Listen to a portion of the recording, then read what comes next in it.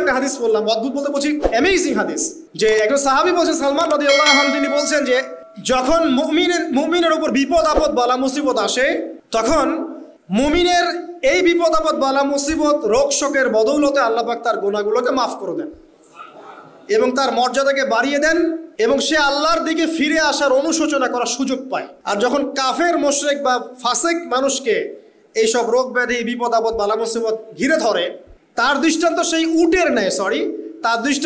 উটের ন্যায় যে উটটাকে তার মালিক বেঁধে রেখেছে, এরপর ছেড়ে দিয়েছে। সে উটটা বুঝতেও পারলো না কেন তার মালিক তাকে বেঁধে রাখলো আর কেনই বা তাকে ছেড়ে দিল। কথাটা কি বুঝতে পারছেন? যারা আল্লাহ দ্রোহী, তাদের উপর যখন বিপদ আপদ বালা মুসিবত আসতে থাকে, তারা বুঝে না যে কি জন্য আসলো আর কেন চলে গেল। কিন্তু মুমিন ব্যক্তি যারা মুসলিম, আল্লাহর অনুগত, তাদের বিষয়টা হচ্ছে এমন, বিপদ আপদ বালা মুসিবত রোগ ব্যাধি তাদেরকে আল্লাহর দিকে ফিরিয়ে নিয়ে আসবে। এই যে পৃথিবীতে নামিয়ে দেয়া, এরপর আল্লাহর পক্ষ থেকে ঐশী গ্রন্থগুলো পাঠানো, নবী রসুল পাঠানো, আলেম ওলামা পাঠানো, আপনাকে হায়াত দেয়া, আপনাকে রিজিক দেয়া, এই শ্বাস নেওয়ার ক্ষমতা দেয়া, আপনাকে জ্ঞান বুদ্ধি দেয়া, বিবেক দেয়া, 3 বেলার খাবার, পোশাক, স্ত্রী সন্তান, কি দেয়নি আল্লাহ রাব্বুল আলামিন। এই যে সমস্ত নিয়ামতগুলো দেয়া, এগুলোর একটা উদ্দেশ্য, আপনি আমি যেন এটাকে উপলব্ধি করি যে এগুলো আল্লাহর পক্ষ থেকে আসছে এবং আল্লাহর দিকে আমরা অভিমুখী হই, এছাড়া কোনো উদ্দেশ্য নাই। সামনে যান, নূহ আলাইহিস সালাম, একদিন 2 দিনেই কি আল্লাহ পাক তার কওমকে ধ্বংস করে দিয়েছেন? 950টা বছর আল্লাহ রাব্বুল আলামিন সময় দিয়েছেন কওমকে, আল্লাহর দিকে ফিরে আসো, আল্লাহর দিকে ফিরে আসো। নবী দাওয়াত দিয়েছেন প্রায় 950 বছর, যখন তারা ফিরে আসে নাই, তারপরে আল্লাহ রাব্বুল আলামিন গজব দিয়ে ধ্বংস করেছে। কারণ আমি বলেছি একটা কথা, আল্লাহ পাক শুধু রহমানুর রহিমই নন, বরং তিনি কিন্তু কঠোর শাস্তিদাতা, শদীদুল ইকাব বটে। সামনে আরও যান, ইব্রাহিম আলাইহিস সালাম, একা একটা মানুষ নমরুদের সাথে ফাইট করছেন, আগুনে ফেলেই দিল, সে আগুনকে আল্লাহ পাক ঠান্ডা করে ফেললেন। এটা কি আল্লাহ পাকের দয়া নয়? তার সন্তান ইসমাইলের কুরবানিটা দেখেন, আল্লাহ পাক বলেছেন কুরবানি করো, তিনি ডানে বামে প্রশ্ন করেন নাই। আমরা হলে প্রশ্ন করতাম, কেন করব? শিশু সন্তান, নিষ্পাপ, এটার কোনো যুক্তি আছে কিনা, লজিক আছে কিনা? তিনি কোনো লজিক দেখতে যাননি, আল্লাহ পাক বলেছেন করেছে। আল্লাহ রাব্বুল আলামিন তার এই ঘটনাটাকে তো সম্মানিত করলেনই, কিয়ামত পর্যন্ত কিন্তু এই ঘটনা মানুষ স্মরণ করবে।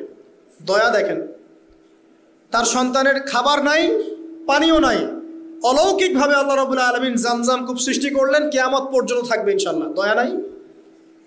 এই কূপটা দেখলেই তো মুসলিম হওয়া যায়, এই জামজাম কূপটা দেখলেই তো মুসলিম হয়ে যাওয়া উচিত মানুষের। কোত্থেকে আসলো এই কূপ? এই পানির এত বৈশিষ্ট্য কেন? কখনো শেষ হচ্ছে না কেন? এটা নিয়ে ভাবলেই তো মুসলিম হওয়া যায়। হবে না, কারণ কি? আবা ওয়াস্তাকবার, উদ্ধত হয়েছে, অহংকার প্রদর্শন করছে। অহংকার মানে এই নয় যে আপনি সুন্দর জামা পরছেন, আপনি সুন্দর কাপড় পরছেন, আপনি ভালো একটা বাড়ি করেছেন, এটা অহংকারের পরিচয় নয়। বরং অহংকারের পরিচয় হচ্ছে গাতারুল হাক্কি ওয়া গামতুন নাস, সত্য জিনিস যেটা স্পষ্ট এটাকে অস্বীকার করা আর অন্য মানুষকে ছোট করা, তুচ্ছ তাচ্ছিল্য করা, এই হলো অহংকারের পরিচয়। ইউনুস নবীর কথা মনে আছে আপনাদের? ওই যে মাছের পেটের মধ্যে 3 দিন 3 রাত ঘুরছে আর ঘুরছে, একজন নবী হয়ে তাকে এই অবস্থা ফেস করতে হচ্ছে। এক পর্যায়ে তিনি বুঝতে পারছেন যে আমার কিছু একটা তো ভুল হয়েছে। আল্লাহর কাছে হাত তুলে দোয়া করলেন, লা ইলাহা ইল্লা আনতা সুবহানাকা ইন্নী কুনতু মিনাজ জালিমিন। দোয়ার পড়ার সাথে সাথে আল্লাহ পাক বললেন, যাও মাছ তুমি রেখে চলে আসো। এটা কি দয়ার নিদর্শন নয়?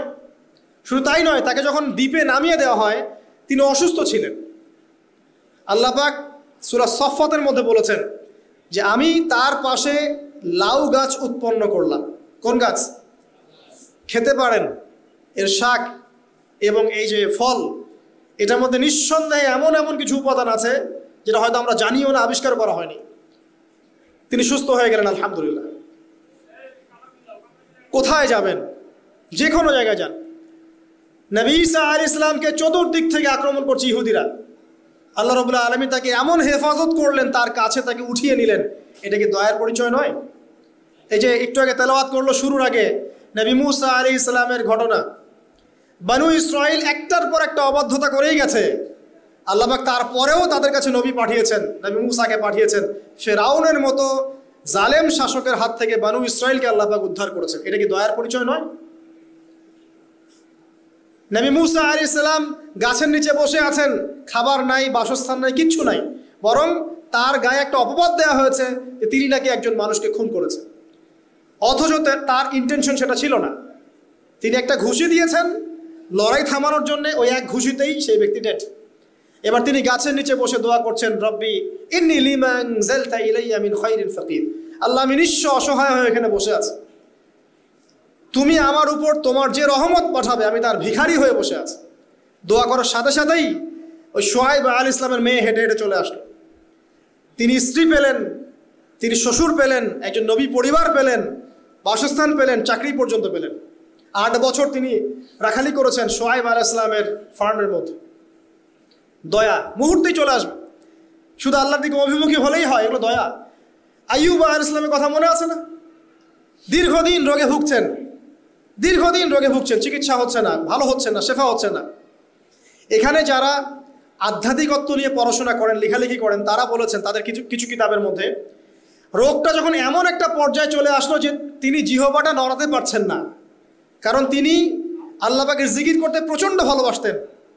এক পর্যায়ে রোগটা এমন একটা জায়গায় চলে আসলো যে জিহ্বাটা তিনি নড়াতে কষ্ট হচ্ছে। তখন গিয়ে তিনি বলছেন, রব্বি আন্নী মাসসানি আদ-দুররু ওয়া আনতা আরহামুর রাহিমিন, হে আল্লাহ আমাকে কষ্ট স্পর্শ করেছে, আর তুমি তো ক্ষমাকারী, রহমকারীদের মধ্যে সর্বশ্রেষ্ঠ রহমকারী, আমি জিকির করতে পর্যন্ত পারছি না, আল্লাহ আমার রোগটা শেফা দিয়ে দাও। বলার সাথে সাথে আল্লাহ রাব্বুল আলামিন প্রস্রবণ ঝর্ণা তৈরি করলেন, এখানে গোসল করো, শেফা হয়ে গেল। এগুলো কি রহমতের পরিচয় নয়? এখানে এক শ্রেণীর স্কলার এমনও বলেছেন, আজকে আমরা যারা বাহ্যিক সৌন্দর্য নিয়ে বেশি গর্ব করি আর কি, আত্মিক সৌন্দর্যের চাইতে বাহ্যিক সৌন্দর্য নিয়ে যারা বেশি গর্ব করি, যদি আল্লাহ পাক আমাদের পোশাকটাকে পরিবর্তন করে দেন, আত্মাটাকে দেহের পোশাক দেন আর দেহটাকে আত্মার পোশাক বানায় দেন, তাহলে দুর্গন্ধে কেউ আমাদের সামনে আসতে যাবে না। কথা বলে বুঝতে পারছেন না? আইয়ুব আলাইহিস সালামের আত্মাটা ছিল পবিত্র, পরিশুদ্ধ, তার দেহের মধ্যে রোগ হয়েছিল। আর এই পুরো বিশ্বের ম্যাক্সিমাম লোকের মানুষের রোগ এখন আত্মায়, দেহে নয়। আবার বলছি, হয়তো বুঝতে পারছেন না। আইয়ুব আলাইহিস সালামের রোগটা হয়েছিল দেহে, বাইরে। তার আত্মা ছিল পবিত্র, পরিশুদ্ধ আত্মা। দেহের রোগের একটা পর্যায়ে যখন জিহ্বাটায় ইফেক্ট হলো, তখন জিকির করতে তার কষ্ট হচ্ছে, তখন তিনি দোয়া করছেন, আল্লাহ আমার এই রোগটাকে শেফা দিয়ে দাও। আর এখনকার পুরো জেনারেশন, এই সভ্যতার রোগ হচ্ছে ভিতরে, আত্মায়। দেহের রোগের চাইতে এদের আত্মার রোগটা বেশি। এখন এই আত্মাটাকে যদি দেহ বানিয়ে দেওয়া হয় আর দেহটাকে আত্মার পোশাক পরিয়ে দেওয়া হয়, দুর্গন্ধে কেউ সামনে আসতে চাবে না এখন।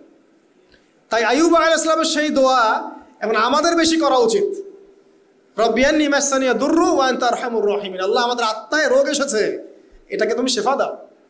দেহের রোগ লেস ইম্পর্টেন্ট, আত্মার রোগটা বেশি ইম্পর্টেন্ট। এরকম নিদর্শন কোরআনের পাতায় পাতায় ছড়িয়ে আছে। আসহাবুল কাহফ, পুরো সমাজ ওদেরকে মেনে নিচ্ছে না, গুহায় চলে গেলেন, ঘুম পাড়িয়ে দিলেন আল্লাহ পাক। 309 বছর, কত বছর?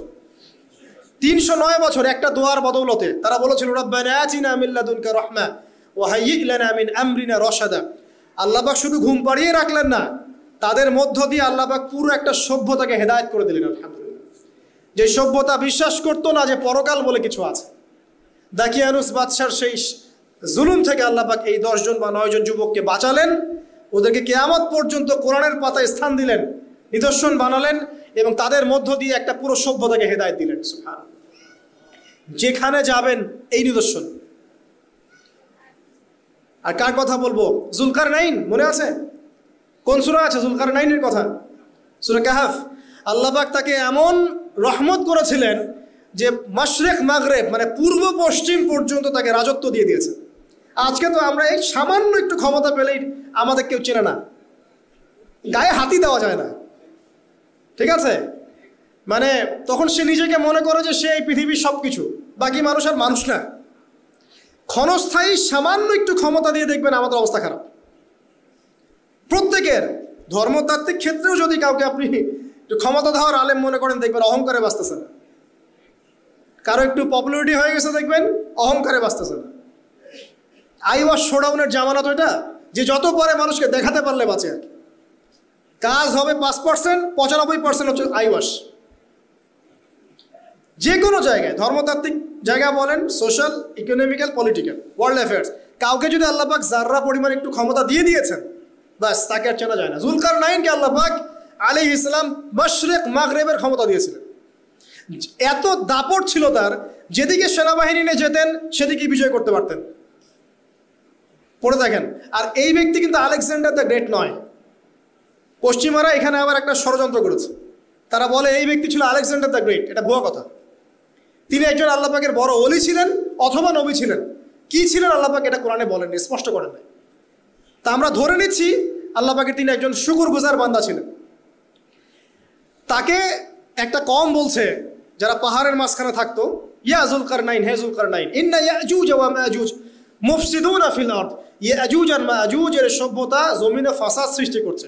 ফাহাল নাজআলু লাকা খারাজান আলা আন তাজআলা বাইনানা ওয়া বাইনাহুম সাদ্দা। আমরা কি তোমাকে একটু ট্যাক্স দিব, খাজনা দিব, যে খাজনার বদৌলতে তুমি একটা প্রাচীর নির্মাণ করে দিবে, যে প্রাচীর নির্মাণ করলে ওরা আর আমাদের কাছে আসতে পারবে না। তখন এই প্রতাপশালী বাদশার স্টেটমেন্ট হচ্ছে এই, ক্বালা মা মাক্কান্নী ফীহি রাব্বী খায়র। আল্লাহ আমাকে যা দিয়েছেন তার পক্ষ থেকে এটা যথেষ্ট, তোমাদের এসব ট্যাক্সের দরকার নেই আমার। এই যে আল্লাহ পাকের রহমত দেখেন। ঠিক খিজির আলাইহিস সালামকেও দেখবেন, ওই তিনটা ঘটনা মনে আছে না? নৌকা ফুটা করা, বাচ্চাকে হত্যা করা, আর হচ্ছে কি ওই যে কি দেয়াল নির্মাণ করা। সূরা কাহফ আজকে বাসায় গিয়ে পড়েন। তাকে আল্লাহ পাক ভবিষ্যতের জ্ঞান দেখাচ্ছেন, ভবিষ্যতে কি হবে, যে জ্ঞানটা মুসা আলাইহিস সালামকে আল্লাহ পাক দেখাচ্ছেন না। মুসা আলাইহিস সালাম বলছেন কেন নৌকা ফুটা করলেন, কেন বাচ্চাকে হত্যা করলেন, কেন এই প্রাচীর নির্মাণ করলেন। আর খিদির আলাইহিস সালাম বলছেন যে জ্ঞান আল্লাহ তোমাকে দেন নাই তা আল্লাহ পাক আমাকে দিয়েছেন। আমি এই কারণে নৌকা ফুটা করছি, কারণ নৌকা ফুটা না করলে ভবিষ্যতে এই নৌকাটা সিজ করা হবে, ছিনতাই করা হবে।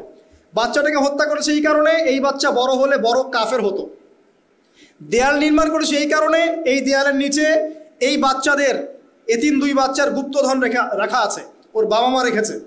এটা তুমি জানো না, আমি জানি। এটা জানার পরে তিনি অহংকার করছেন না, তিনি বলছেন রাহমাতাম মির রাব্বি, এই জিনিসটা আমার রবের রহমত, আমার প্রতি দয়া।